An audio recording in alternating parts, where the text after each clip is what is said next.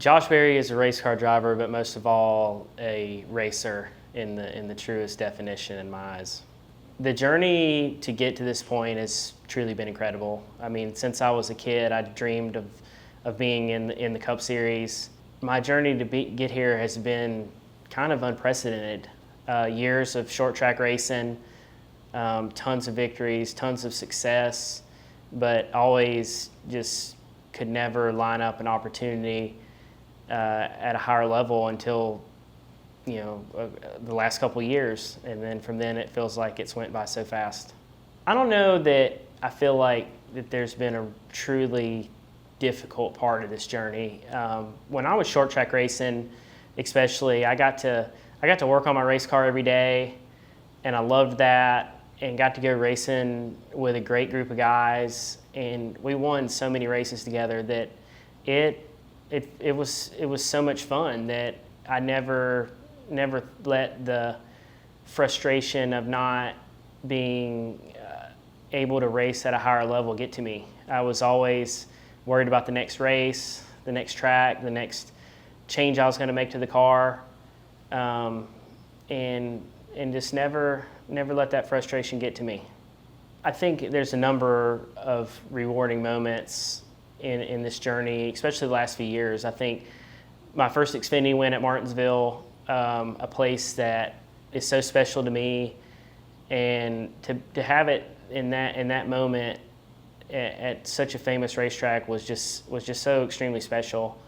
And then getting the opportunity to go Cup racing and drive the 4 for Stewart-Haas, I mean, it's amazing. Yeah, my days of racing late models, all around the Southeast are what made me into who I am. I was able to get an opportunity to drive a late model for the very first time years ago, and it started me on this journey that led us to winning, countless races and championships. But it really just taught me how to be a racer, how to work hard, and how to race at a high level, even though it was at the local short tracks. Stewart-Haas is getting a driver that has won a lot of races, but is willing to do anything it takes to be successful at this level. Well, I think I'm different in my journey to get here was just unorthodox, right? I spent years of racing at the short track level. I didn't have a path paved out for me. I kind of just worked my way through the ranks by hard work, and I was thankful enough to be in a place where I could do that. And so my journey here was longer than some others, but it prepared me for those moments when you get thrown into a pressure-packed situation and you can deliver results. I feel like from the very first time that I sat down and began meeting with everyone at SHR, it just truly felt so right. And the culture that they've created here and how they support guys like me and the racers that grind it out at these short tracks and all over the country and really have had to work hard to make it to this level are appreciated here. And I think that speaks a lot for everyone at SHR, and I'm excited to represent them. Absolutely, yeah. It's like I said from the start. I feel like I was super comfortable, and I could finally felt like I could be a racer, and it was about racing and winning, and I'm ready to take on that challenge. My expectations in the 4 are number one, it's not going to be easy. But I know that I have an amazing group around me that is going to do everything that they can to help keep me prepared and ready to go compete in these races. And it's going to be a great opportunity for me to learn and race at the Cup level. And I truly believe that in time we'll be competing for wins. I think what I'm most looking forward to is finally racing a Cup car with my name on it. Finally getting to climb in with the Ford team and go racing is going to be, I think that's when it's really going to set in for me. And then obviously getting to compete in the Daytona 500, I mean, that's been a dream since I was a little kid. I think the keys to success for me are going to be, number one, it's gonna be hard, and it's gonna take a lot of hard work. But the group that I have around me is gonna help prepare me for that. And I think at times it's gonna take some patience, right? You're experiencing a full-time Cup ride for the very first time, but in the end, I know that this is a challenge that I can handle. And with a group around me as strong as I'm going to have, I think the sky's the limit.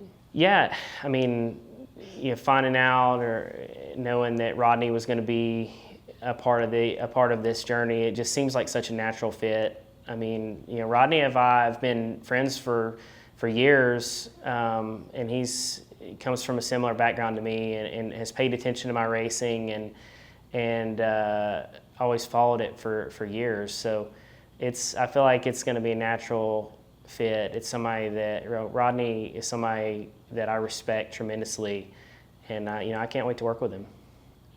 There's a number of guys I think that my early years. Obviously, my dad.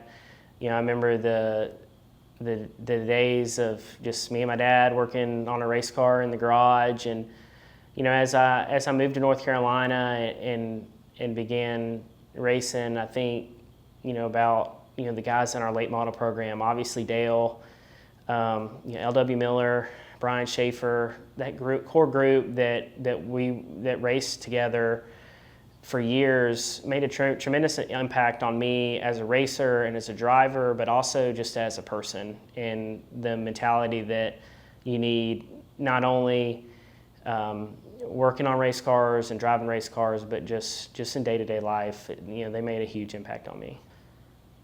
I think this is a tough one because I have several.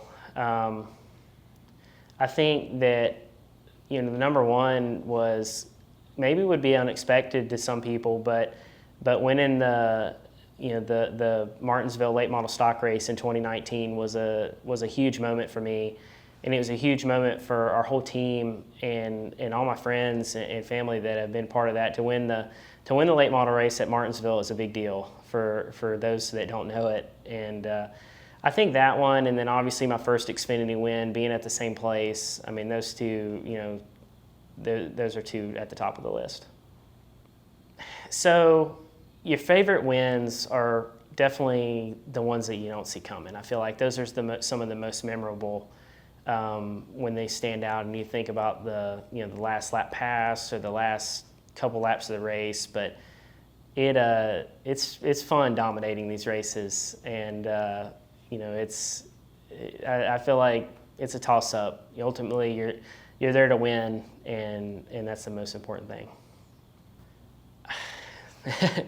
I don't have a lot of hobbies, honestly, outside of racing. I have a family, I have a wife, I have a little girl that I've really enjoyed, watching her grow up and spending time with her and as much as we can. But ultimately, I grew up working on my race cars every night. I went to school and come home and worked on race cars, and it's really all I know. I think probably the most surprising thing is actually in high school. I had an opportunity to go work at a bank for about a year, and it was an experience to say the least. But I worked there for about a year as a teller.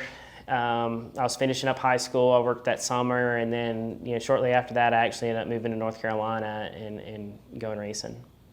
For one, she loves going to the racetrack, and ever since she was a few months old, when we were with late model racing, she would go. So she's grown up at the racetrack really her entire life, and my wife's done a great job taking care of her and bringing her and including her in those moments. So we've just done that as a family. I get asked this question a lot, actually.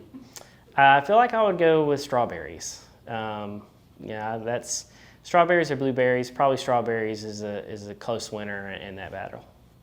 I would probably be working on a race team. Honestly, there's times in my life not too far out that I considered, opportunities to go work for and do things different for my family. And, I just, for whatever reason, I just felt like that I should just race as long as I could, because we were having success that we were, and I never used those opportunities. But I definitely would be doing something in racing, building race cars, working on race cars, anything along those lines. The first couple times that my little girl came to the races, that was at Hickory Motor Speedway actually, and we had kind of just started running again since the shutdown, and they got to come to a couple of them, and winning the first race when she was there was really cool. And then we have funny memories kind of now as we progressed, and we won at Dover last year. She was scared to death of Miles the Monster. That was hilarious. And we won at Charlotte. She was scared of Lugnut. So she's not. I got to win. My first Cup win needs to be somewhere without a mascot, I guess. I feel like probably steak or seafood. I know one of those. It's a toss up between those two. I definitely love seafood. I love going to the beach and the ocean and having fresh seafood out there, really of all kinds. But I definitely can eat a good steak too. Top. Well, I mean, they have to be like racing movies. I feel like, well, maybe not. I guess I want to say racing movies. Days of Thunder, of course. That's a top one for anybody that grew up in that era racing. As a kid, I loved Toy Story. My daughter, I've been trying really hard to get my daughter to like Toy Story, but she prefers Cars. So we'll put that at 3. I guess I'm going to have to say Taylor Swift, actually. I know, well, I see everybody in here.